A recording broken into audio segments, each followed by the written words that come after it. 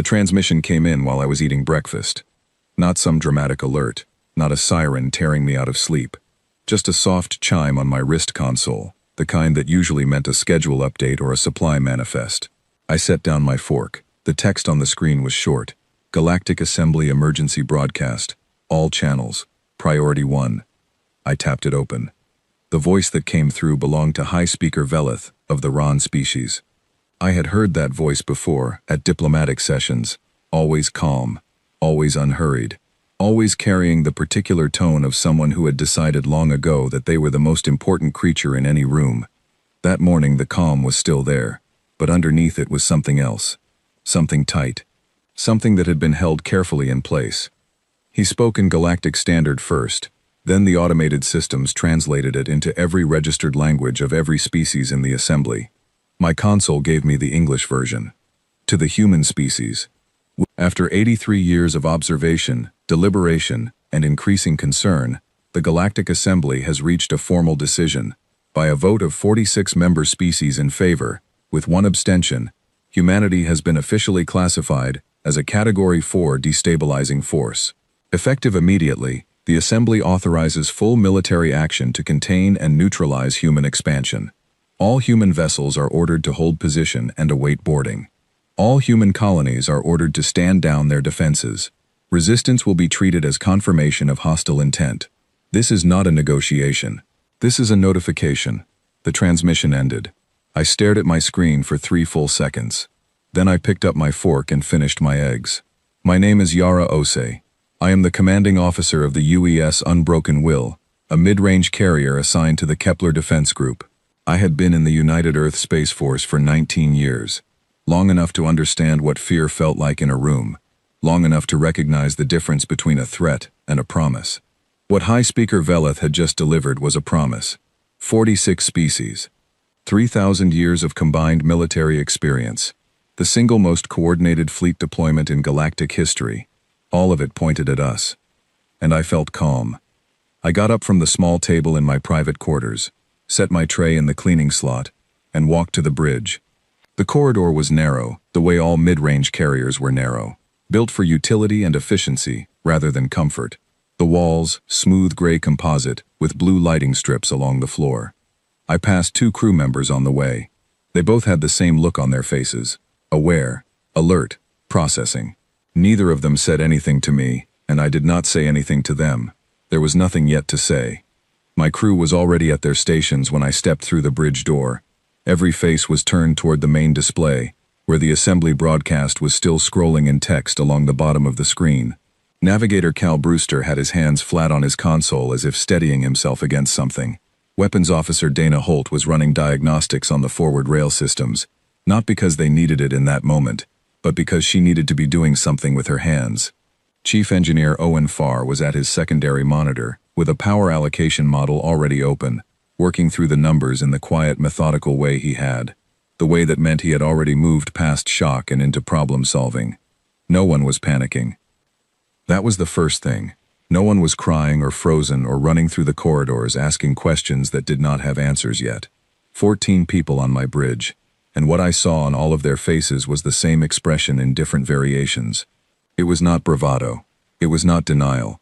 It was the very specific look of people who had been prepared for something for a long time, and were now watching it arrive, and recognizing it for exactly what it was.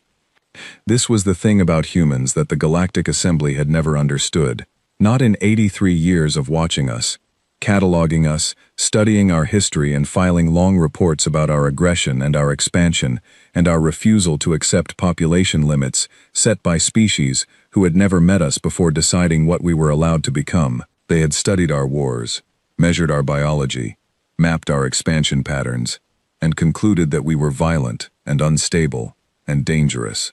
They were right about all of that. What they had missed was the other column on the ledger. I reached the command chair and stood in front of it instead of sitting. "Status," I said. Brewster answered first without turning around. "Assembly fleet signatures on long range, Commander. 14 confirmed groupings across the Kepler sector. Closest formation is approximately 900,000 kilometers out, holding position. They are not advancing. Yet," Dana said, not looking up from her console. Yet, Cal agreed quietly. I looked at the tactical display. 14 groupings in our sector alone. If the assembly had coordinated this across all of human-occupied space, and given the precision of Veleth's broadcast there was no reason to think they had not, then every one of our 22 colonies, 8 research stations, 3 transit hubs, and the home system itself would be looking at similar arrangements right now. Every piece of human territory in the galaxy, surrounded simultaneously, the entire operation timed to land at once, so that no part of humanity could warn another part in time to do anything about it. 11 years of planning, I thought. It would have taken at least that long to arrange something this coordinated. Communications Officer Lena Ashby turned in her chair. She was young, 3 postings into her service career, and her voice was doing a careful, deliberate steadiness that told me she was working to maintain it. Commander, I have incoming requests from the colony administrators on Kepler-12. They are asking whether to comply with the Assembly's stand-down order. I also have similar requests from the research station at K-12 Orbital and from 2 civilian cargo vessels currently in sector transit. Tell the colony and the station to do nothing, I said. Not comply, not resist. Do nothing until they receive guidance from Sol Command. Tell the cargo vessels to hold position and cut active transmissions. I paused. No one responds to the Assembly broadcast without Sol Command authorization. That includes this ship. Ashby nodded and went back to her board. Owen Farr looked up from his monitor. He was a large man, quiet and measured, someone you would not notice in a crowd until the moment when you needed the most competent person in the room, and then suddenly, you could not look away from him. I have been running drive models, he said. If we bring the main drive to full power and push to flank speed, we can reach the nearest assembly formation in approximately 4 minutes. I know, I said. I am not recommending it, he added carefully. I am noting that they know it too. Their formation has not moved closer since the broadcast. That is not confidence. That is caution. Dana smiled, a thin, dry expression without any warmth in it. Good. Let them be cautious. The thing about the Assembly's declaration, the thing that cut through all the noise of it and settled something cold and clear in my chest, was that it was not a surprise. Not to me, not to anyone in the upper command structure who had been paying attention for the past decade. For 11 years there had been signals that someone who was looking would have recognized. Trade negotiations that stalled without explanation, and then quietly resumed months later. Assembly survey ships that spent too long near human colony systems. Diplomatic conversations that started with friendly language and ended with questions that felt more like measurements being taken than genuine curiosity. What are your current population growth projections? How many vessels does Earth maintain that are not listed in the Assembly Fleet Registry? What contingency procedures exist for rapid colony evacuation? We had answered all of it politely and precisely. What we had not told them was what we were doing while they asked. My console chimed again. The tone was different this time, lower, a specific 3 short 1 long rhythm that I had heard in training exercises and read about in briefing documents but had never encountered in an actual operational context. The authentication code for a Sol Command Priority 1 directive, eyes only for commanding officers. I stepped away from the main area and opened it on the private screen at the side of the bridge. Admiral Shen Karimi's voice came through encrypted and clean. He was not a man who wasted words. He had run the United Earth Space Forces Strategic Command for 7 years, and in all the communications I had received from him over the course of my career, I could not recall one that contained unnecessary language. Commander Osei, you have received the Assembly broadcast. What I am about to tell you is now cleared for your knowledge, and the knowledge of your senior officers only. Hold your position. Do not engage any Assembly vessel. Do not comply with the stand-down order. Acknowledge receipt, and stand by for Ember Protocol activation. More to follow. Ember Protocol! I had read a reference to it in a classified briefing 18 months ago. 2 pages, tight access restrictions, almost no operational detail. Just the name, a reference number, and 1 sentence that had stayed with me since the day I read it. Contingency response to coordinated external hostility. Full spectrum, all assets. Full spectrum, all assets. I sent my acknowledgement. Then I turned back to the bridge and stood in the center of it, in front of the display, and looked at the 14 people at their stations who were looking at me. Owen, Dana, Cal, Lena, and the 10 others spread across their positions. I had served with most of them for years. I knew their habits, their jokes, their silences. I knew the particular quality of quiet that each of them produced when something was wrong. Right now they were all waiting, not anxiously, just waiting, the way trained people wait when they know the person in front of them is about to say something that matters. "Seal the bridge," I said. "Senior staff only for the next 10 minutes. What I am about to tell you stays in this room until Sole Command releases it." Cal sealed the door. The 3 junior crew members who fell outside the senior designation moved to the secondary stations without being asked or given any explanation. They trusted me enough to do that.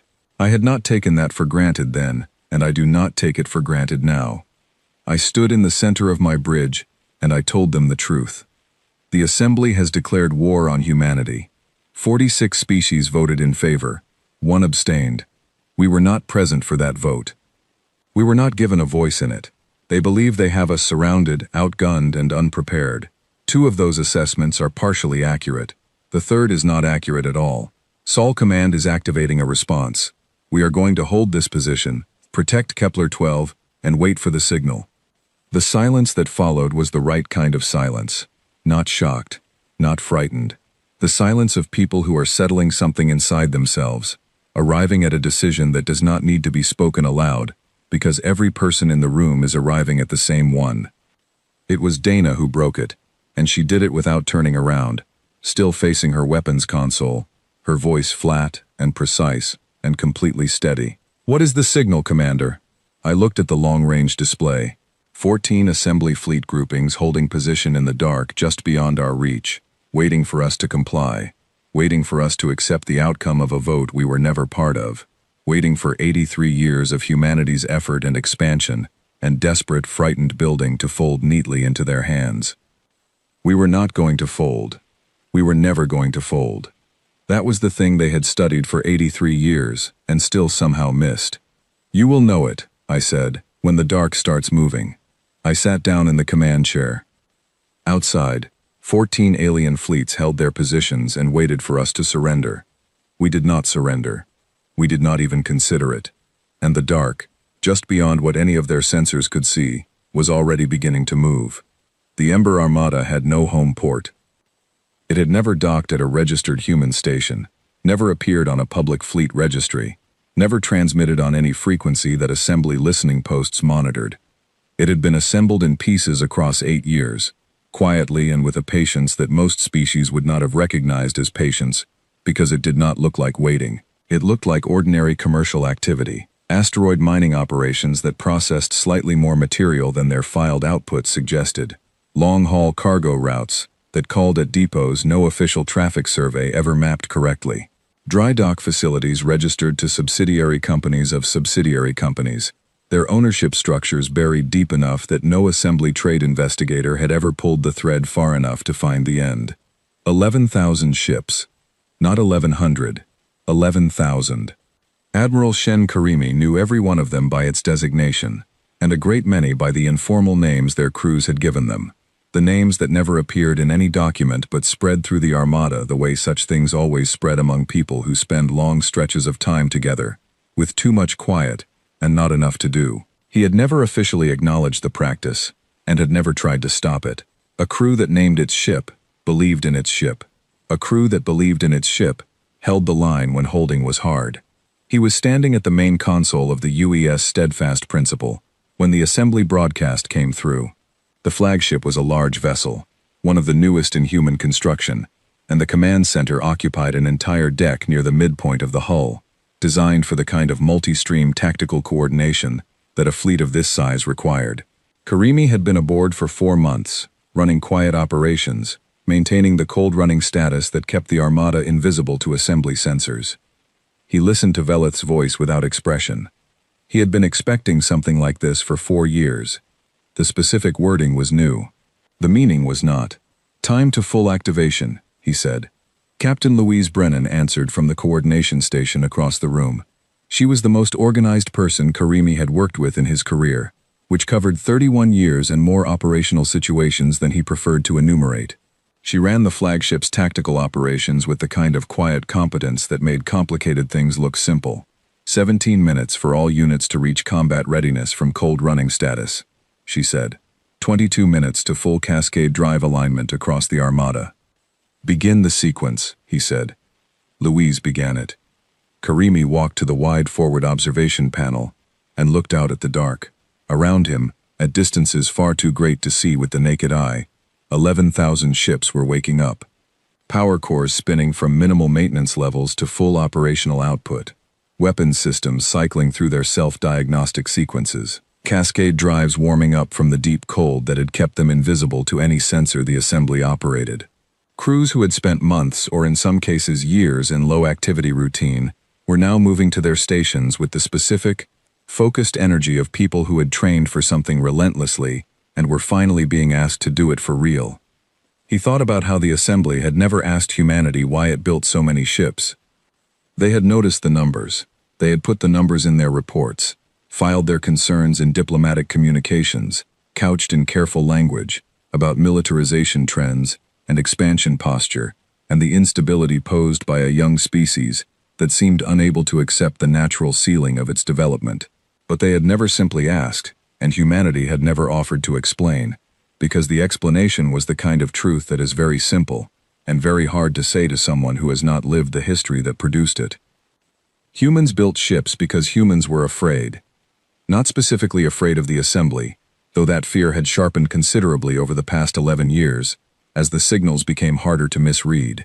Afraid of the larger dark, afraid of everything in the spaces between stars that had not yet been found, afraid of being the newest, smallest, shortest-lived, most energetic species in a galaxy full of things that were older and stranger and more comfortable with silence than humanity had ever learned to be. For 10,000 years, humans had been afraid of what was over the next hill, and when they finally reached space, they brought that fear with them, and they turned it into something useful. Into ships, into drives, into systems, and weapons and plans. The assembly had looked at all of it and seen aggression. What they had been looking at was homework.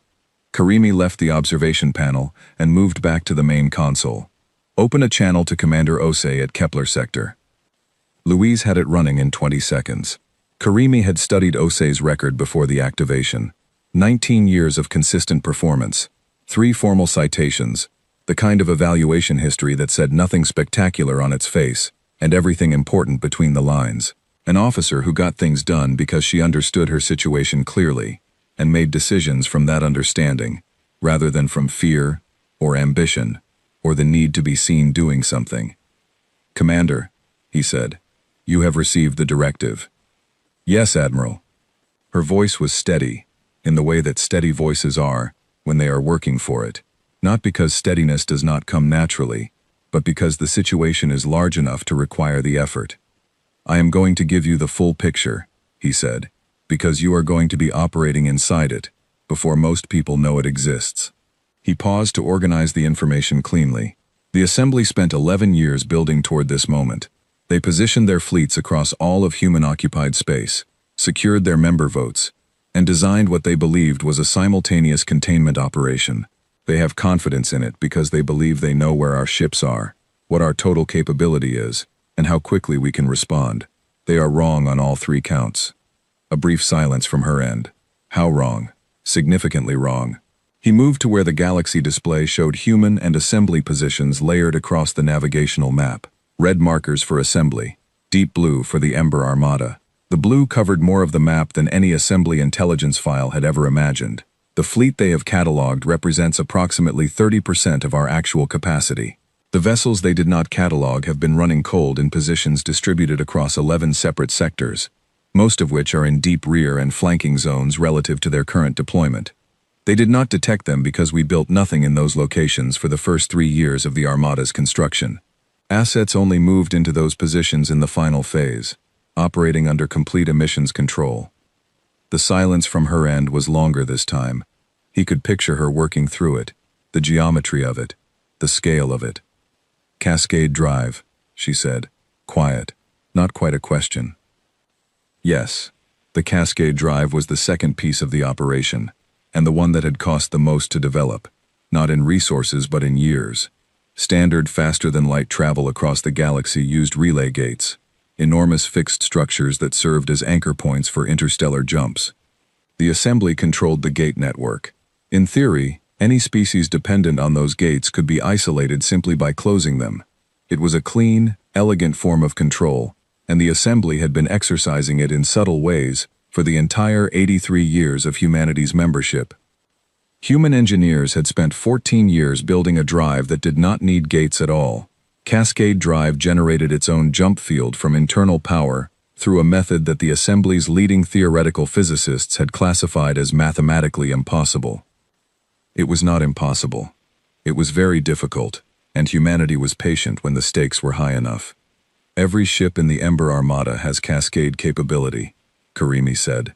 We can reach any point in human-occupied space without using a single assembly gate. They cannot isolate us. They cannot cut our supply routes. They cannot strand vessels by closing infrastructure. They are going to understand very quickly that something is not matching their models, she said. Yes, which is why we are not waiting for them to work it out. We move first. He straightened. Your orders are to hold the Kepler sector until the Armada's forward elements arrive at your position. Estimated cascade transit time, 41 minutes. Can you hold that long? We can hold that long, she said.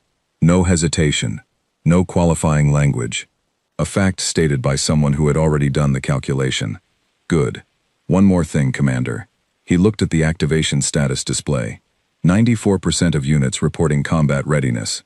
The last 6% coming up in the final minutes of their cycles. The Assembly voted on this 11 years ago. They spent over a decade building toward a moment where they felt certain. They want us afraid and isolated and scrambling. What we are going to show them, beginning today, is that every year they spent planning was a year we spent preparing. There is a significant difference between those two activities. Today is when that difference becomes visible. Yes, Admiral, she said. There is. He closed the channel. Louise appeared at his shoulder without a word and handed him the final activation summary on a small screen. All units, all sectors, all cascade drives aligned and holding for the simultaneous jump order. He looked at the display for a long moment. 11,000 ships, 8 years of quiet construction, 14 years of engineering that the assembly had been assured was impossible. And out there, across the galaxy, 46 species that had spent 3,000 years deciding the shape of acceptable civilization, who had looked at humanity and reached their verdict before a single human child had been born, who was old enough to have a voice in it. He thought about fear. He thought about how the assembly, in all their reports and assessments and carefully filed concerns, had never once tried to understand what fear felt like from the inside. They had catalogued the outcomes of human fear. The ships built. The territories expanded. The refusal to accept limitations defined by others. But they had treated those outcomes as evidence of aggression rather than as evidence of a species that had learned, over many thousands of years and at considerable cost, that the only reliable answer to the unknown was to be ready for it. He moved away from the observation panel and stood in the center of the command deck, where the full tactical display surrounded him on 3 sides. The Armada's activation status showed 98% now. 11,000 ships with their drives hot, their crews at stations, their targeting systems warmed and waiting. The last 2% would be ready before the clock ran out. He thought about the people on those ships, young people mostly. The Ember Armada had been built quietly and staffed quietly, which meant its crews were not the most decorated or the most celebrated officers in the Space Force. They were people who had accepted a posting that required them to tell no one where they were going or what they were doing, who had spent months, and in some cases years, maintaining a vessel in cold-running status in a location that did not appear on any public chart, who had trained for a scenario they were not officially allowed to discuss with anyone outside their immediate unit. They had done all of that without complaint, without leaking information to the Assembly's intelligence services, which Karimi knew had been actively trying to find the Armada's location for at least 3 of the past 8 years, without breaking under the particular pressure of sustained secrecy, which was harder than most people who had never maintained it understood. He thought about what kind of people did that, what it said about them. It said they understood what they were protecting, not in an abstract sense, not because a briefing document had told them what they were protecting, but because they had grown up in human space, had family in human colonies, had seen for themselves what it looked like when a species tried to build something worth keeping, in a galaxy that had not decided yet whether it wanted them there. They understood it the way you understand things that are already part of you before anyone explains them. Louise appeared beside him. Admiral, final activation confirmation is coming in now. All units nominal. How long to cascade alignment? 90 seconds. He nodded. He turned back to the display, watching the last activation markers go green one by one, until the entire board was a single unbroken field of readiness. 11,000 ships. He thought about the 11 years they had spent in the dark. He thought about the vote that 46 species had held without asking humanity a single question. He thought about what the galaxy was going to look like when those 11,000 ships moved. All units, he said. His voice went out across the Armada-wide channel, reaching every speaker on every ship. He had thought about what he would say at this moment. He had not written anything down, because he had found that written speeches had a way of sounding like written speeches, and what this moment required was not a speech. It required the truth, said plainly, by someone who meant it. This is Admiral Karimi. The Assembly voted 11 years ago. They spent 11 years planning. Every year they used for planning was a year we used for something different. Today, the difference becomes clear. He paused. Hold to your orders. Military assets only. Every crew on every ship knows what we are protecting and why. Show them we mean it. We move in 30 seconds. He thought about a conversation he had once had with his daughter, who was 9 years old at the time, and who had asked him why humans built so many ships when there was nothing wrong in space. He had not answered her immediately.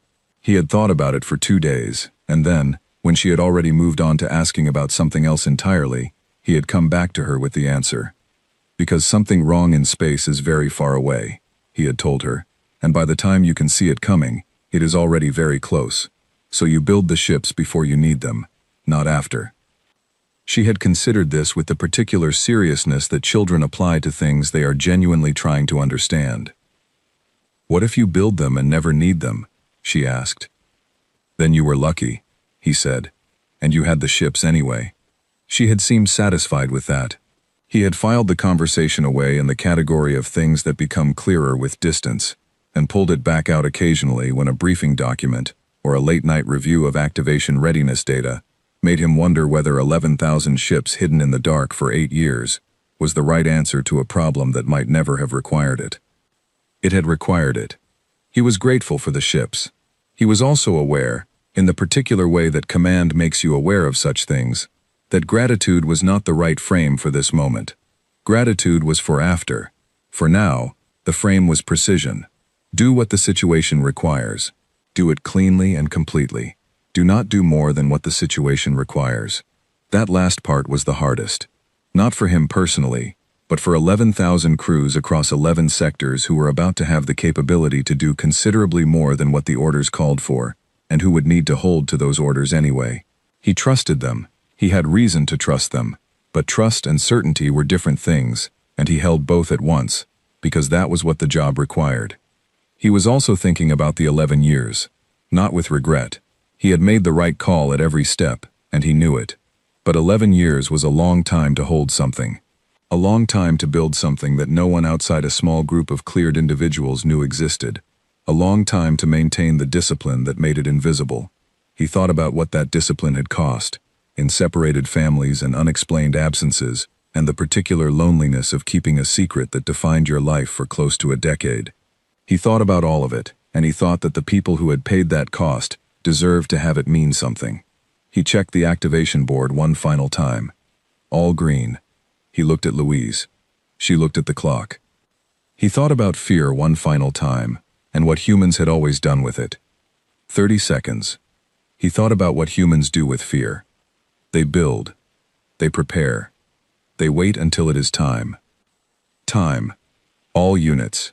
His voice went through the Armada-wide channel, reaching every speaker on every ship across 11,000 hulls. This is Admiral Karimi. The Assembly has made their decision. Now we make ours.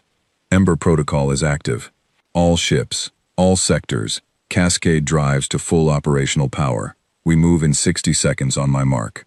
He paused. Not for drama, because what he wanted to say next needed to land clearly. Remember what we are protecting. Remember what we built, and why we built it. Remember that every species in this galaxy is going to see what humanity does in the next 19 days. Make sure what they see is something we can stand behind. He looked at the clock. 60 seconds. 30. 10.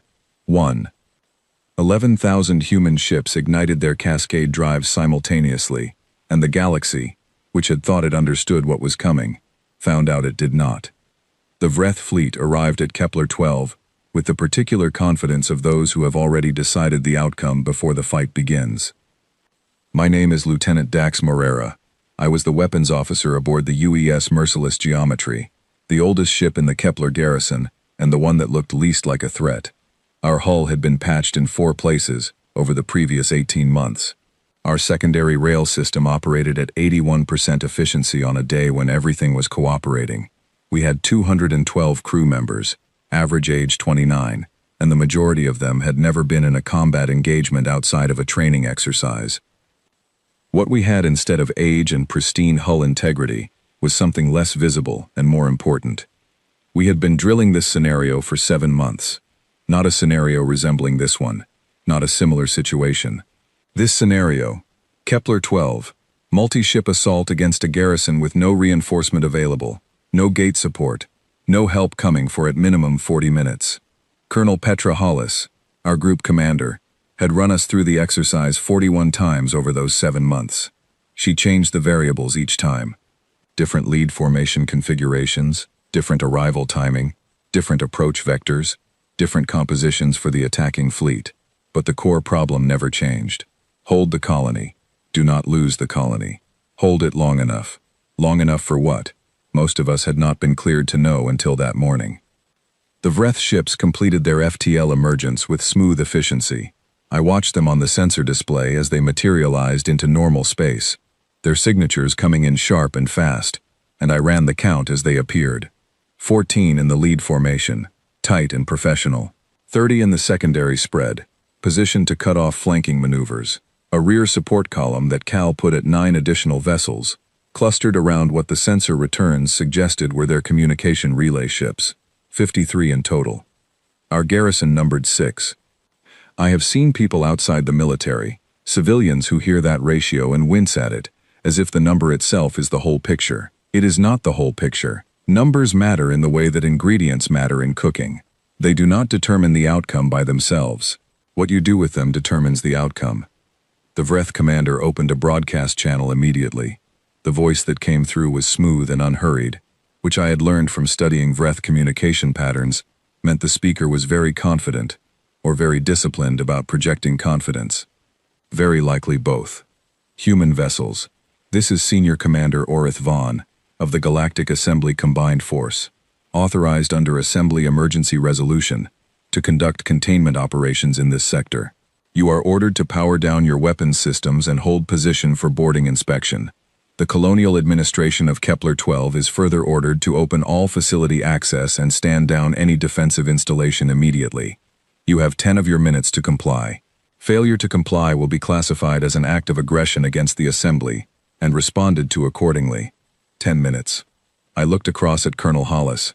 She was standing with her arms at her sides, studying the tactical display with the expression of someone doing arithmetic, not stressed arithmetic, methodical arithmetic, the kind done by a person who has already done most of it in advance and is now checking the final steps against what is actually in front of her. Morera, she said. Colonel, bring the forward drives to full power and flag cascade alignment on my board. I did it. The merciless geometry shuddered as the main drive drew hard from the reactor chain, the vibration running through the deck plates under my feet in a way that you feel before you hear it.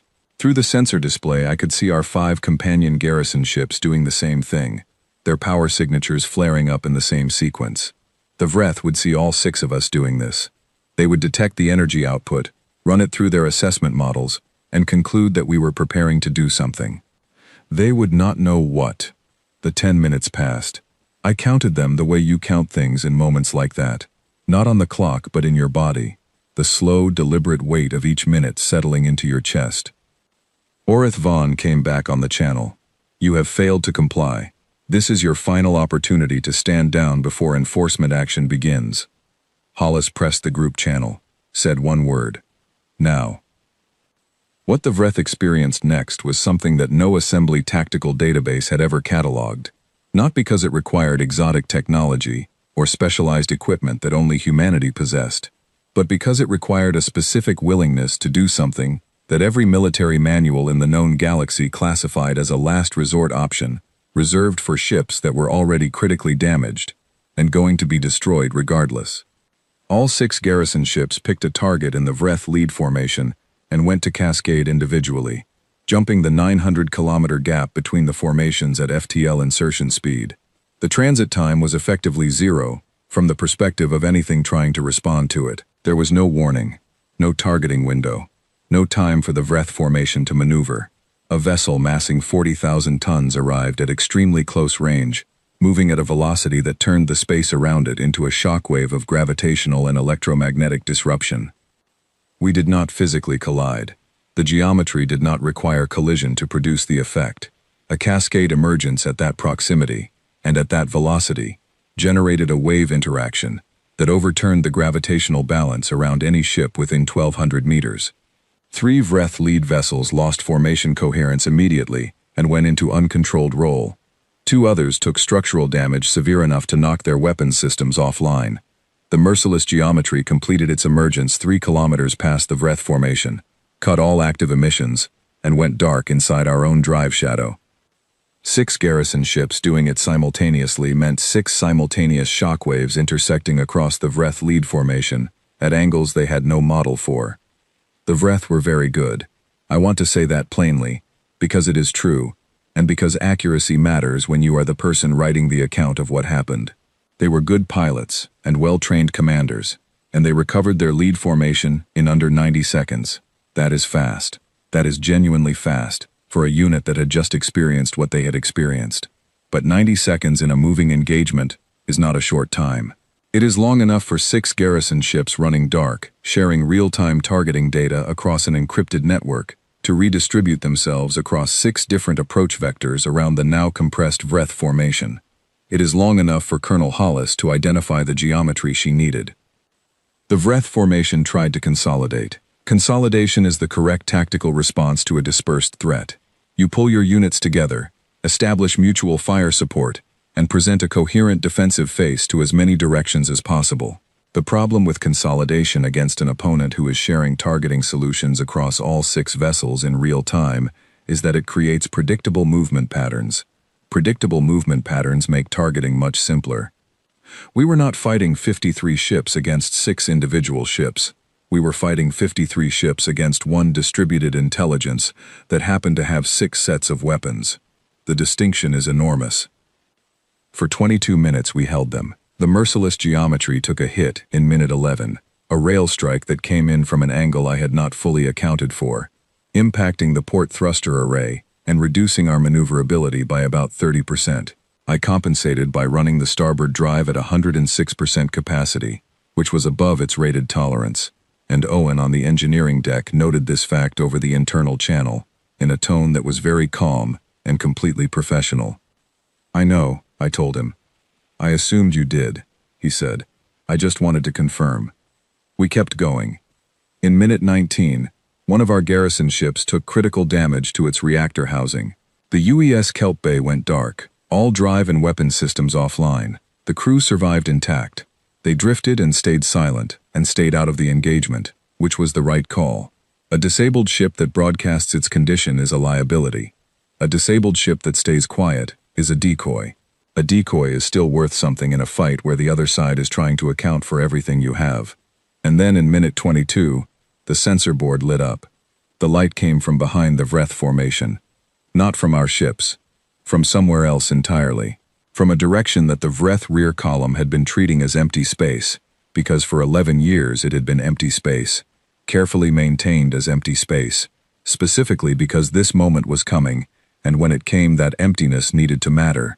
41 ships from the Ember Armada's forward element dropped out of cascade in the Vreth rear arc simultaneously.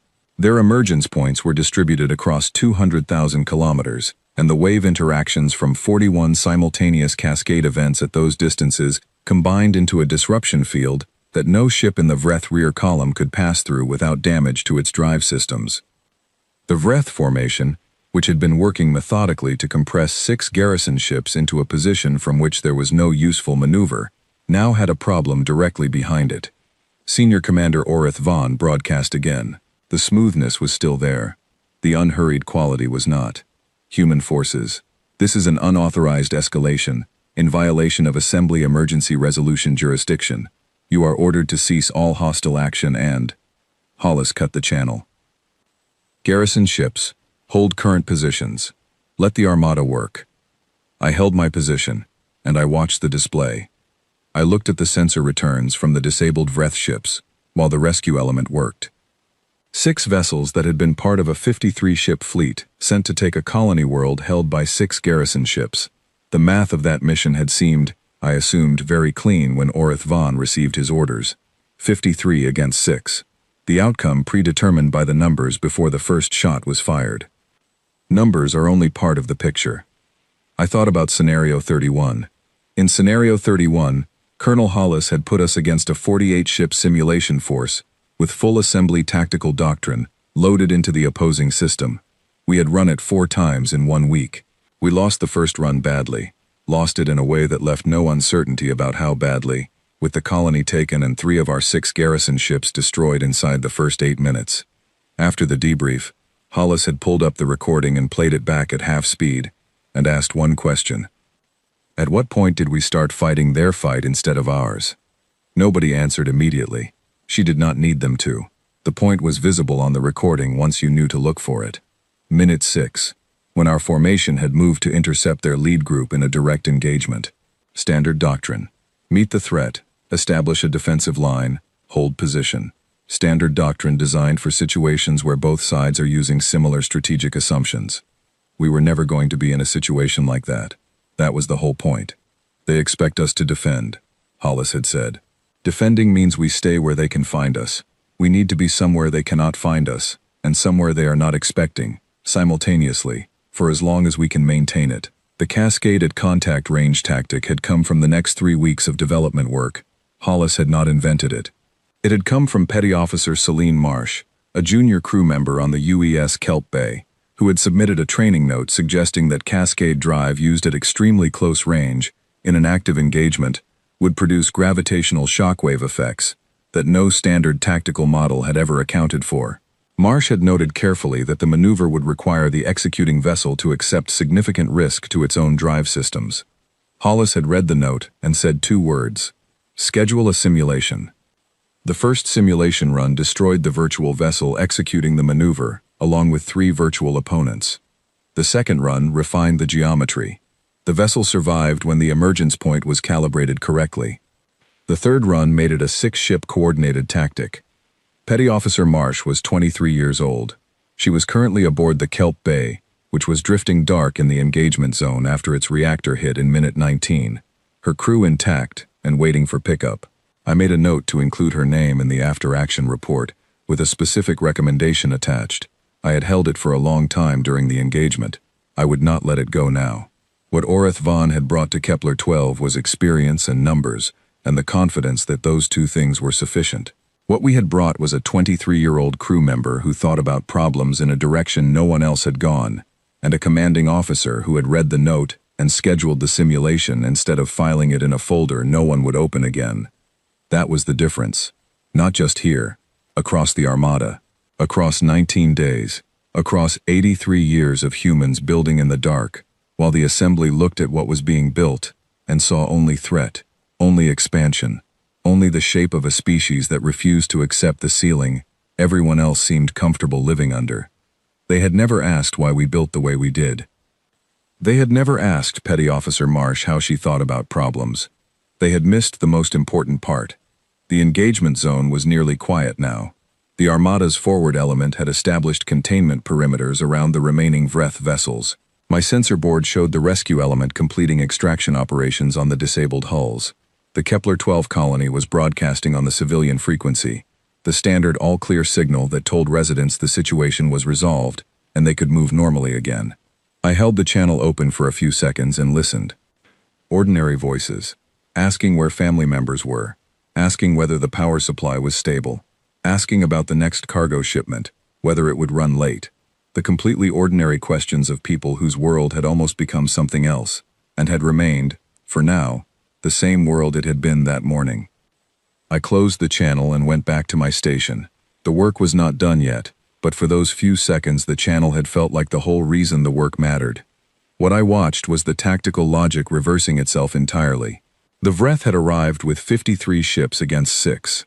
They now had 53 ships against 47, with their rear arc compromised, their communication relay ships partially disabled, and no way to call for reinforcement because we had been targeting their gate relay ships for the past 22 minutes.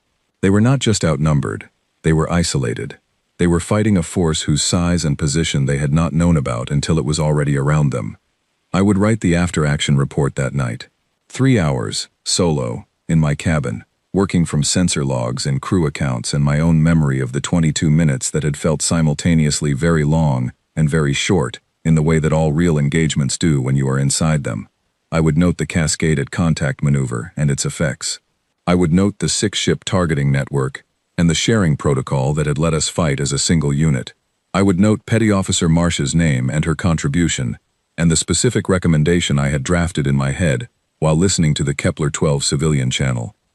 I would also note, in the section of the report reserved for observations that did not fit cleanly into tactical analysis, that the Vreth fleet had recovered from the initial disruption in under 90 seconds, that their formation discipline throughout the engagement had been professional and well executed, and that Orith Vaughn's decision to withdraw, rather than fight to total loss once the Armada arrived, had probably saved the lives of more than half of his remaining crew. He had made a correct decision under very difficult circumstances. I noted that too. 15 Vreth ships broke formation and attempted individual FTL escapes. 32 were contained by the Armada's forward element. 6 were disabled, but their hulls remained intact and their crews were alive. 1 ship got through. 1 Vreth vessel found an opening in the Armada's formation and hit FTL before any pursuit vessel could reach intercept range. I flagged it on the command channel immediately. Colonel, single Vreth vessel has achieved FTL departure from the engagement zone. Cascade signature active, heading toward assembly core space. Do you want pursuit? A pause from Hollis. No, she said. Let it go.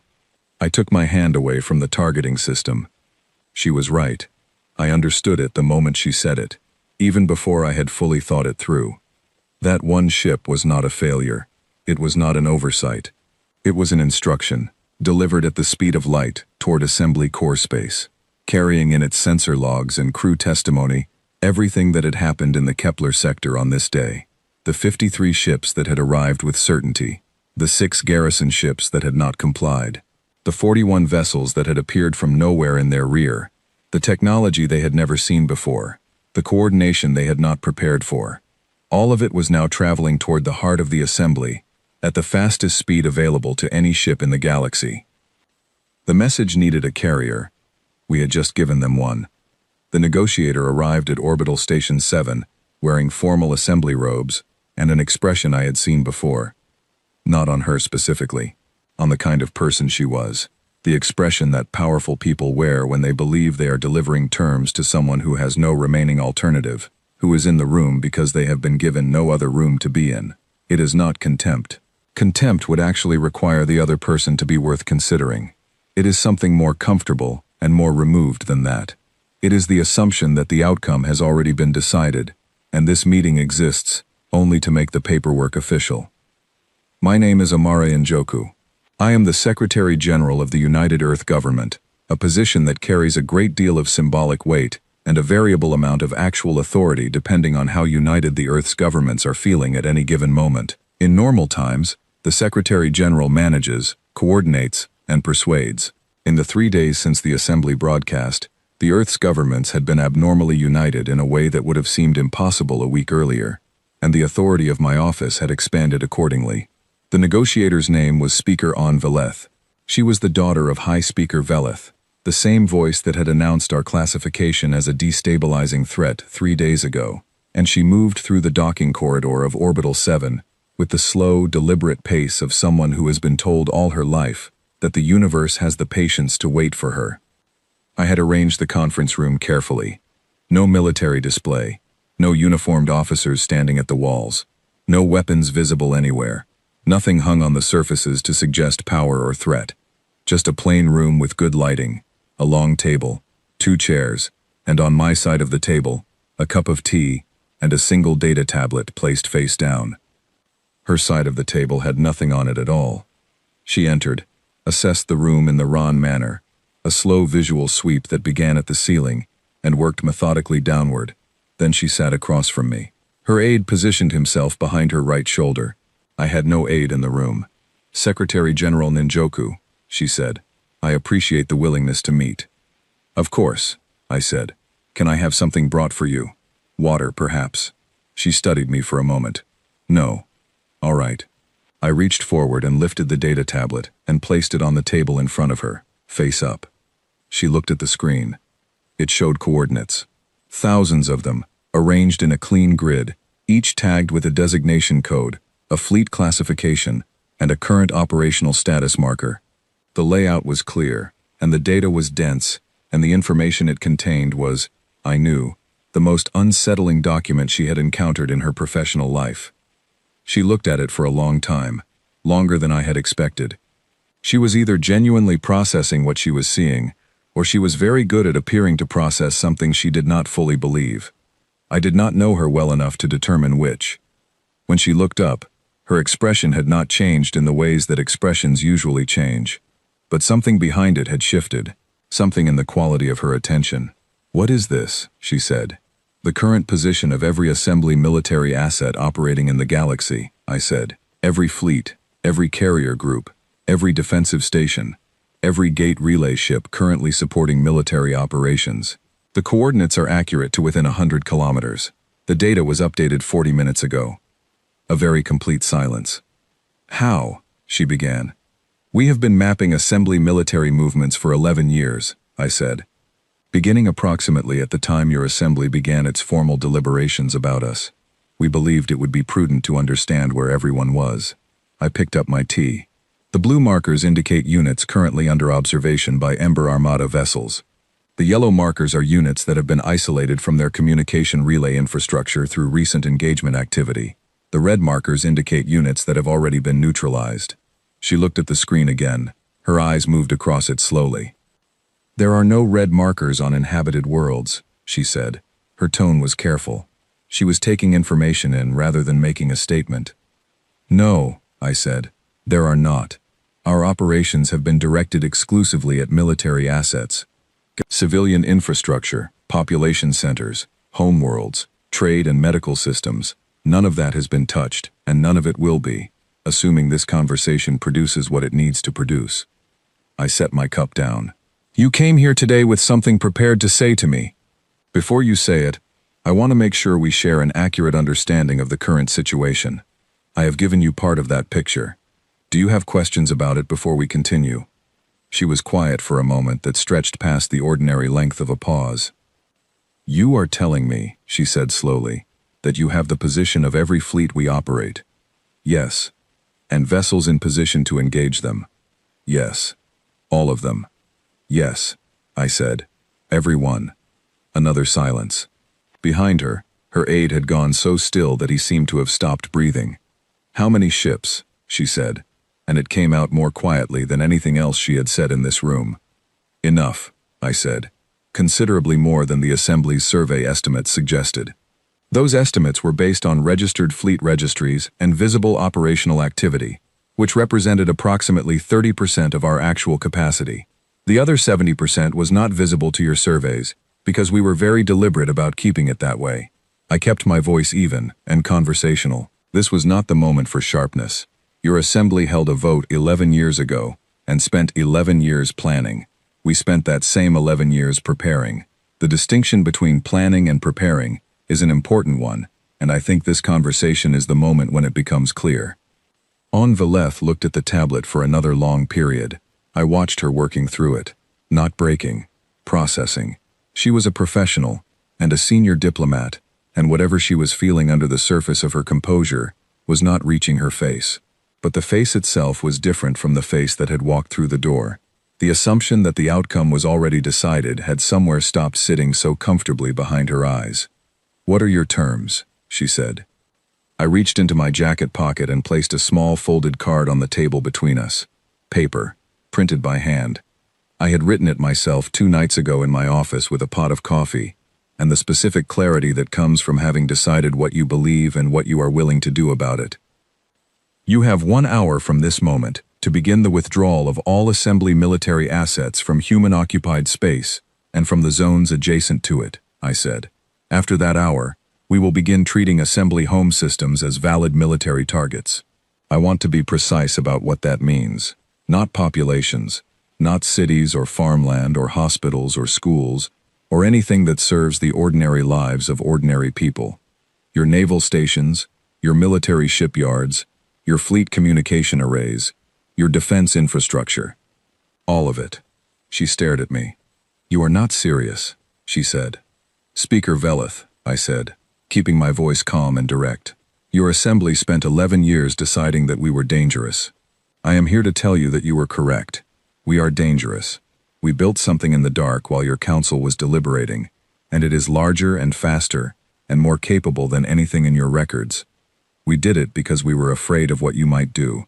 You have now done exactly that thing, and I am telling you that our response to it will be complete and thorough if you do not begin withdrawal within the hour. I looked at her steadily, but I am also telling you that our response will be limited to military targets, because that is who declared war on us, not your populations, not your children, the people who held the vote. She stood up. She stood slowly, with the deliberate movement of someone who is not entirely sure their legs will behave the way they intend. She looked at me across the table with an expression I could not precisely name. Not rage, not defeat. Something that sat between those two things in the space where a person's understanding of a situation is being entirely rebuilt from the foundation while they are still standing inside it. She left without speaking. Her hour ran out. In the minute that followed, Admiral Karimi's confirmation reached my console. 46 separate wings of the Ember Armada, one for each assembly member species, had been holding their positions for 6 hours in precise location around the military infrastructure of their assigned species. Each wing had the full list of targets. Each wing had the same standing order: military assets only. I sent the activation.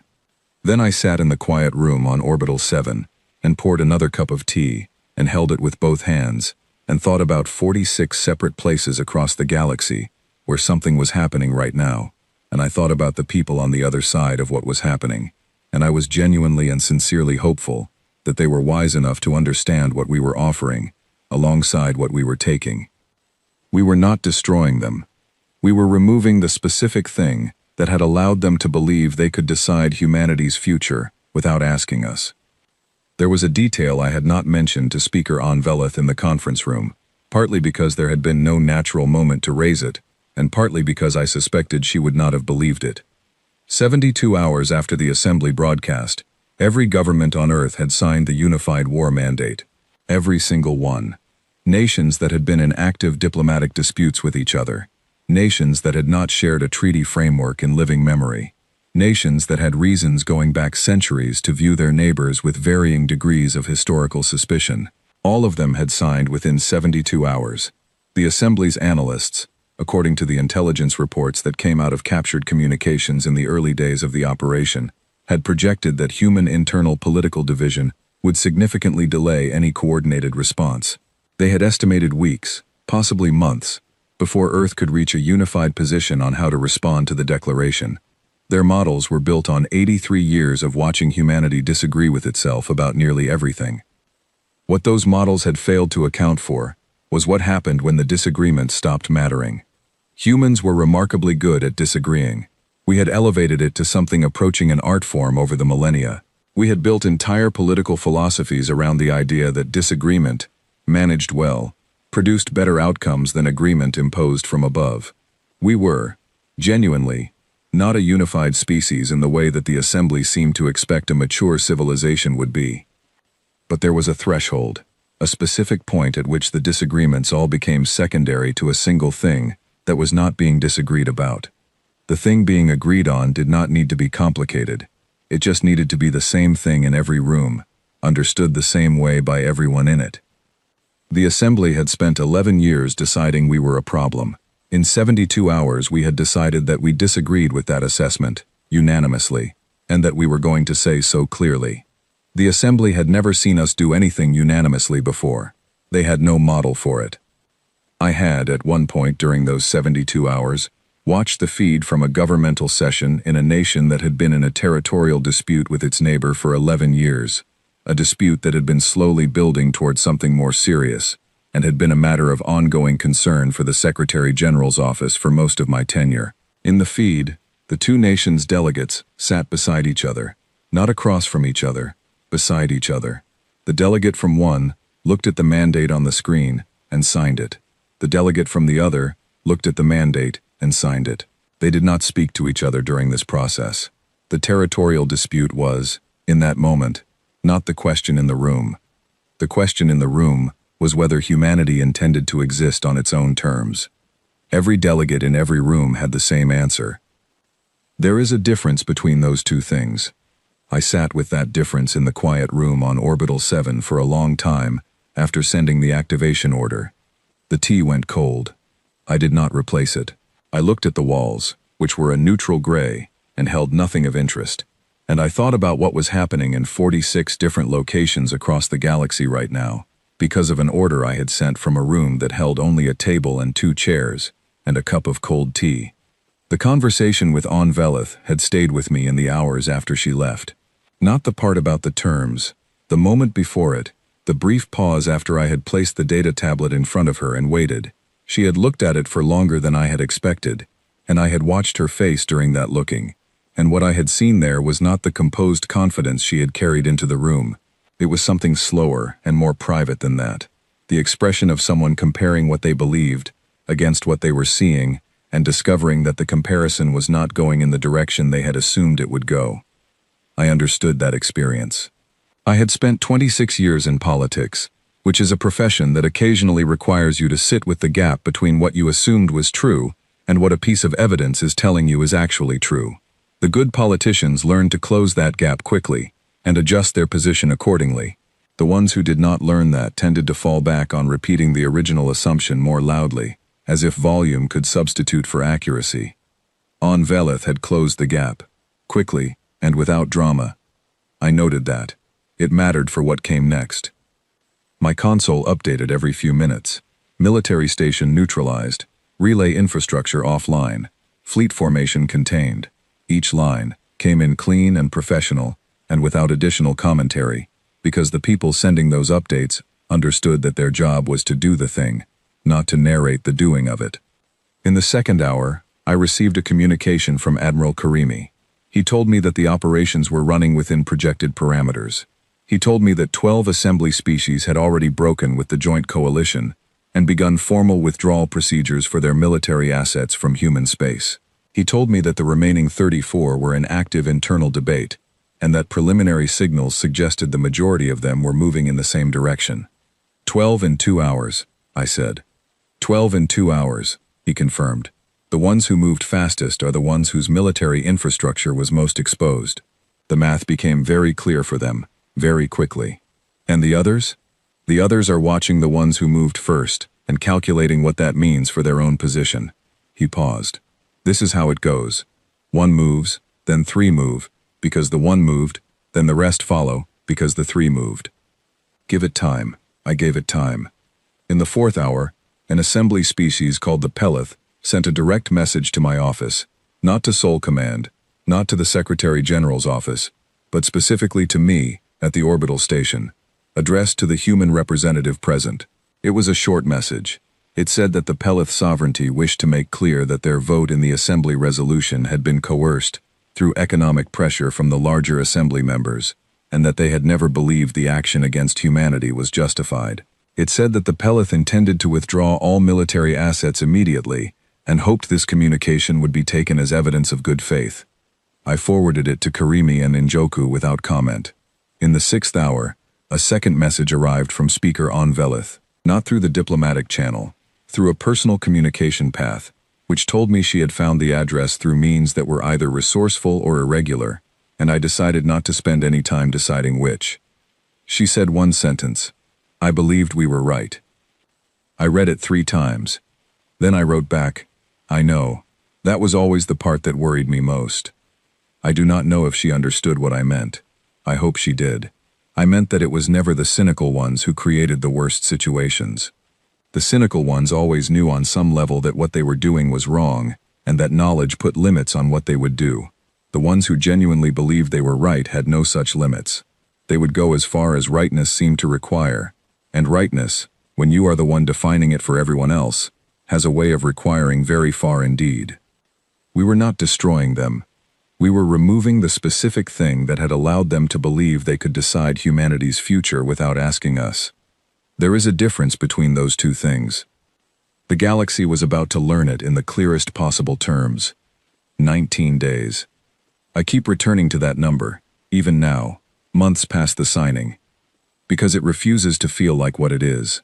19 days is not a long span of time by any normal measure. It is not long enough for a wound to fully close, or a plant to germinate, or a person traveling on foot to cross a large country. In historical terms, 19 days barely registers as a footnote.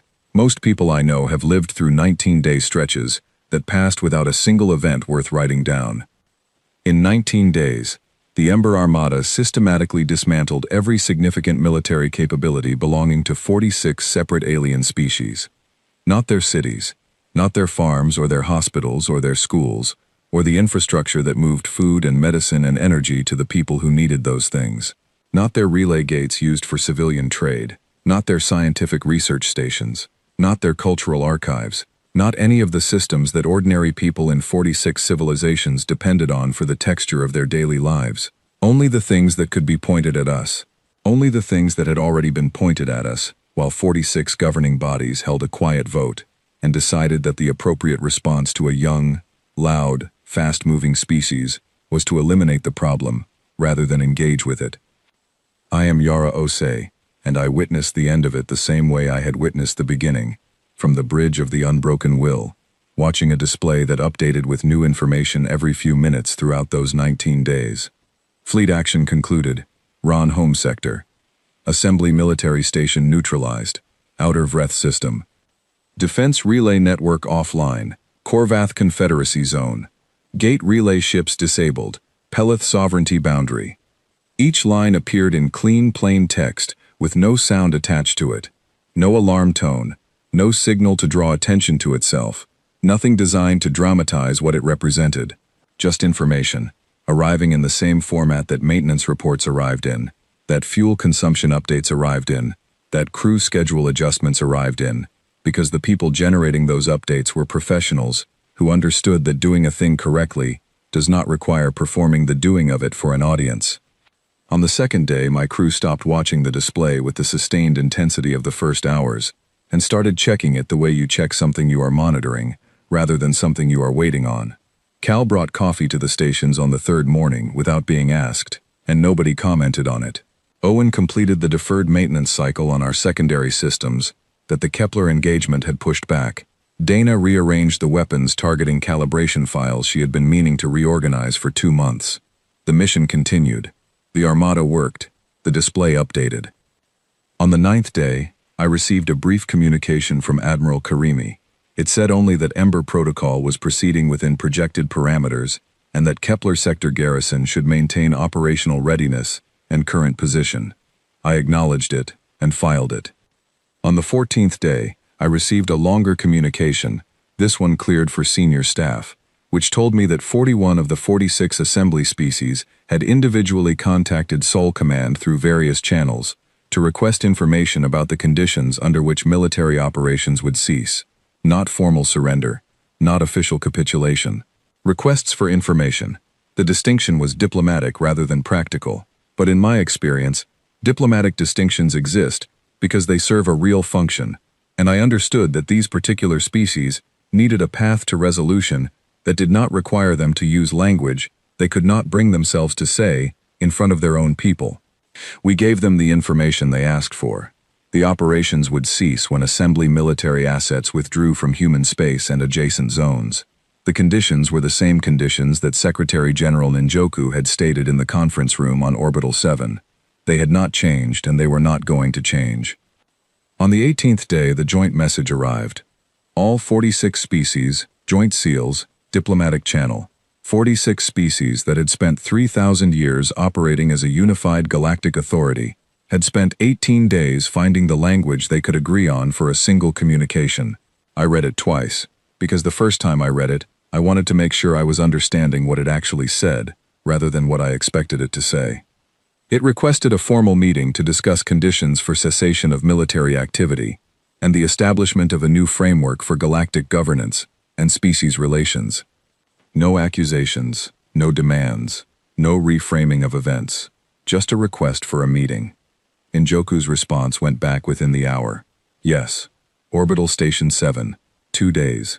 Every member species represented. Every member species was represented. I watched the arrival feeds from my secondary console, the shuttle registries updating as each diplomatic vessel docked at Orbital 7. 46 sets of official seals. 46 delegations. Not one of them had a military escort. Every shuttle arrived unarmed and identified itself through civilian channels, which under other circumstances would have been a diplomatic formality, but under these circumstances was something more than that. It was the first visible decision, the first acknowledgement, without using the word, of what the situation actually was. I was not in the meeting room. My rank did not place me there, and I would not have known what to do with myself in a room full of senior diplomats representing 3,000 years of galactic history. But I read the full proceedings afterward, the transcript released 6 days after the signing, and I have read it more than once since. The framework that Secretary General Ninjoku presented became the Kepler Accord. 51 pages, covering every layer of the galactic relationship, from fleet registry requirements and mutual defense protocols, to trade dispute resolution and scientific cooperation structures. The Galactic Assembly, as a unified governing body with authority over member species, was dissolved. Individual species retained their sovereign territories, their internal governments, their cultural autonomy.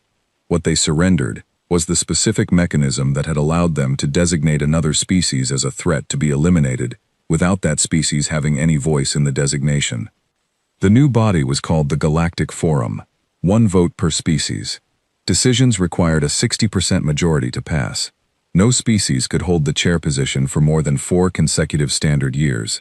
No single species held a veto over the others. No permanent security council. No category system for classifying other civilizations. Humanity took no leadership position in the forum. No permanent seat. No elevated status. No structural advantage. 1 voice. 1 vote. The same as everyone else. That was what we had asked for, 83 years ago, in the first diplomatic session after our first contact with the Assembly. 1 voice among the others. We had been told that our voice would come in time, after we had demonstrated the appropriate development, after we had shown the qualities the Assembly considered indicative of a mature civilization. We had stopped waiting for permission. The Vreth ambassador approached Secretary General Ninjoku during the informal gathering after the signing ceremony. His name was Counselor Resh Vaughn. I learned later that he was the younger brother of Senior Commander Orith Vaughn, whose fleet we had engaged at Kepler 12, and whose escaped ship had carried the first report of what was happening back to Assembly space. I do not know what those weeks were like between those 2 brothers, or what conversations they had or did not have. Some things are not in the transcripts.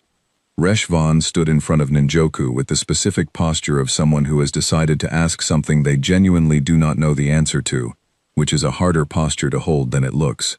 "Why?" he asked. "You had the means, the capability. Every military installation we operate was either neutralized or under observation. Our home systems were reachable. You could have imposed any terms you wanted. You could have ruled us. All of us. Every species in that room would have had no practical alternative. Why did you not do it?" Ninjoku was quiet for a moment, not hesitating, thinking it through to its actual answer, rather than the nearest convenient one. "Because we have read enough history to know how that ends," she said. He looked at her, waiting for more. "All the history," she said. "Ours and yours and everyone else's. Every empire ever built in this part of the galaxy. Every time a powerful group decided they should be the ones to run things, because they had the force to make it so. It works for a while. Sometimes a long while. Then the cracks form. Then it stops working.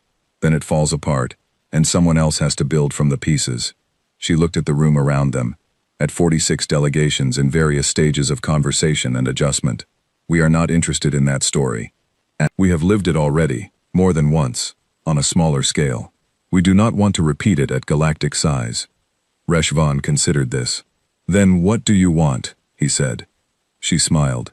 A small, tired, genuine smile. To not be alone, she said. To be part of something real. To have a voice in decisions that affect our people. To know that someone out here sees us as something worth talking to, rather than something to be managed. She paused. That is the entire list. He looked at her for a long moment.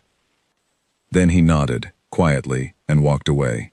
I read that exchange in the transcript 6 days after it happened, and I read it more than once, not because the words were particularly complex, because of the question that led to them. Why did you not do it? It is a question that assumes a certain thing about power, which is that its natural expression is maximum use, that if you have the means to do a thing, the natural next step is doing it as completely as the means allow. The Assembly had operated on that assumption for 3,000 years. Their authority was comprehensive, because their power was comprehensive, and no one had ever given them a reason to discover whether those two things needed to be the same.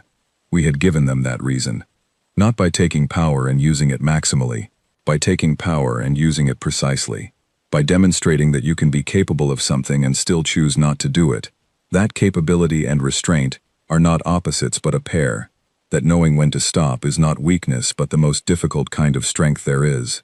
Humans had been practicing that particular discipline on ourselves for thousands of years, with very mixed results.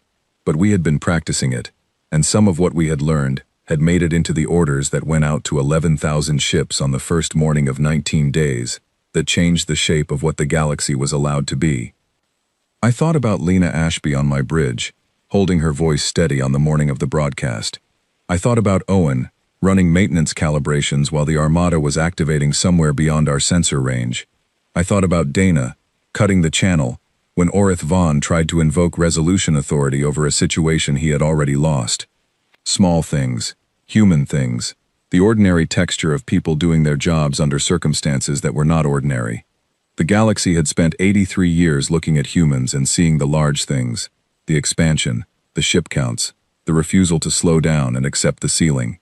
It had missed the small things, the maintenance cycles and the coffee brought to stations without being asked, and the deliberate quiet of a crew that knows what it is doing and does not need to make noise about it, the patience, the capacity to prepare for something for 11 years without talking about it, the ordinary human ability to hold on to something. I thought about that on the night of the signing, sitting in the command chair of the Unbroken Will, with the Kepler sector spread out on my display, quiet and clear and belonging to us in the same way it had always belonged to us, because we had never agreed that it did not. I thought about what Admiral Karimi had said on the Armada-wide channel before the activation, the part about what the galaxy was going to see in the next 19 days, and making sure what they saw was something we could stand behind. We could stand behind it. I was certain of that, not in the way you are certain of things that have been decided in advance, but in the way you are certain of things you have watched happen, and have checked against what you believe, and found that they match. The operations had been precise. The orders had been followed. The people in those 46 different locations across the galaxy, who had received the Ember Armada's attention over 19 days, were, in their great majority, alive, and would remain so, because the 11,000 crews who had been given the capability to make a different choice had understood clearly why that different choice was not available to them. You can have the capability to do a thing and still choose not to do it. That was what the Assembly had never understood about us, and what I hoped, sitting in my command chair in the quiet of minimum watch with the Kepler sector spread dark and clear on my display, that they were beginning to understand now. Not because understanding it would make them fear us less, though it might, but because it was true, and true things have a way of eventually becoming clear to people who are willing to look at them honestly. The Galactic Forum would hold its first session in 3 months. 47 species in a room built without hierarchy, with equal chairs and equal access to the floor, and no architecture suggesting that one voice mattered more than the others. I had read the building specifications when they were released, looked at the plans carefully, and thought about the first assembly session I had ever attended as a junior observer attached to the Earth Diplomatic Corps, 14 years ago now. The room for that session had been built with a central dais raised above the floor, where the other delegations sat. The Ron High Speaker's chair had been positioned at the highest point of that dais. The humans had sat in the outermost ring. No dais in the forum building. No outermost ring. Just a circle, which was the oldest shape for a meeting of equals. Older than any civilization in this galaxy had been, when humanity was still drawing the first ones in the dirt. I thought about the Galactic Forum, its first session scheduled for 3 months from now. 47 species sitting in a room that had been designed without a head of table, without an elevated position, without any architecture that suggested one voice would matter more than another. Humanity had submitted the building specifications. Equal seating for all delegations, equal access to the floor, equal right to bring a matter for discussion. We had insisted on all of it, and we had insisted with the particular firmness of people who had spent 83 years asking for exactly that, and been told it would come in time. Time had arrived. I sat in my command chair on the unbroken will for a long time that night, after the signing confirmation came through. The bridge had gone to minimum watch, 2 people at their stations, the quiet that a ship settles into when the immediate thing is over, and the next thing has not yet begun. The display still showed the long-range sensor picture of the Kepler sector. No fleet groupings at the edge of detection. No lines of ships in the dark waiting for us to give up.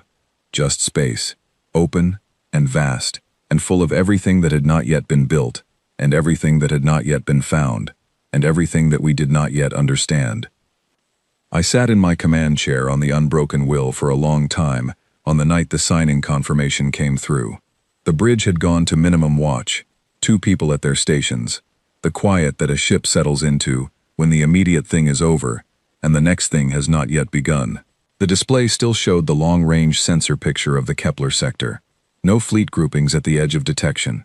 No lines of ships in the dark waiting for us to give up. Just space, open and vast, and full of everything that had not yet been built, and everything that had not yet been found, and everything that we did not yet understand. I thought about 11 years of planning on one side, and 11,000 ships on the other. I thought about one Vreth ship we had let go with its report. I thought about 46 civilizations that had spent 3,000 years deciding the shape of things, and 19 days that had changed what shape was available to them.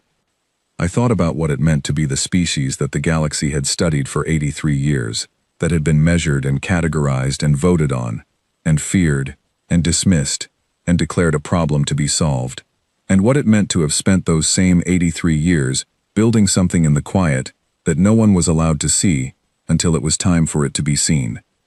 They called it a war. We called it a correction. 46 civilizations had spent 3,000 years deciding who mattered. It took us 19 days to remind them that the answer was everyone. That was the number. 19 days.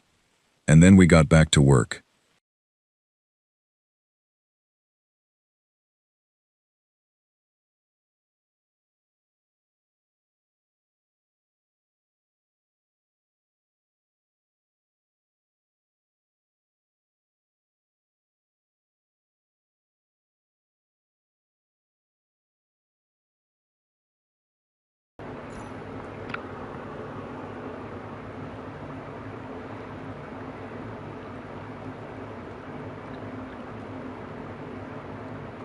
Go for the easy buckets. He gives whatever he gives you, just take it. It don't matter if it's 2. Oh.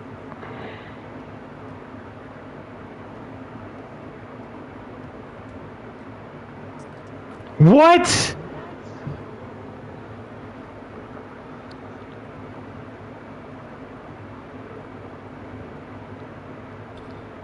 Oh my God, he just...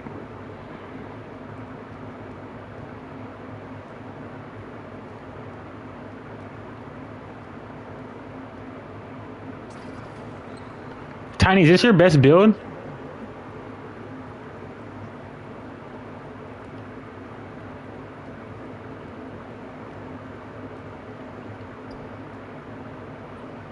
Oh my.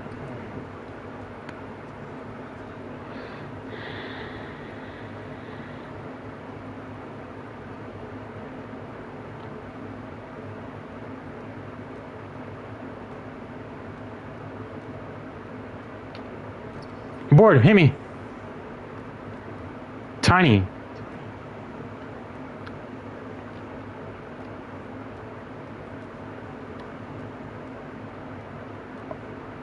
He missed. I don't know what the fuck.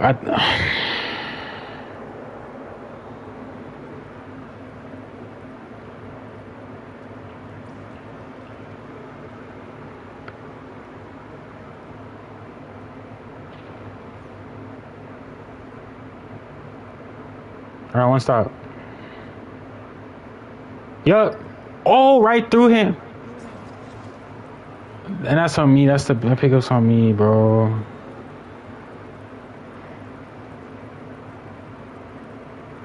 One stop.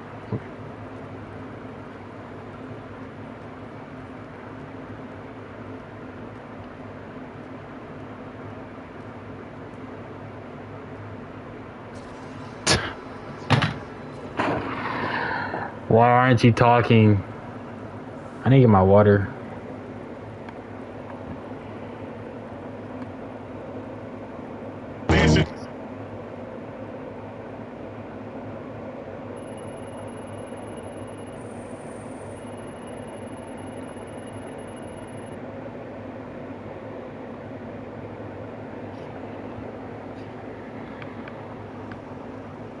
Hello? You sold me. You sold me. No, we're good. We're good. Let's go back. Gotta get back. Oh wait, no, don't go in. Don't go in. Hold on. Don't go in. I know what I'm about to do. I need to do something real quick. Not go in.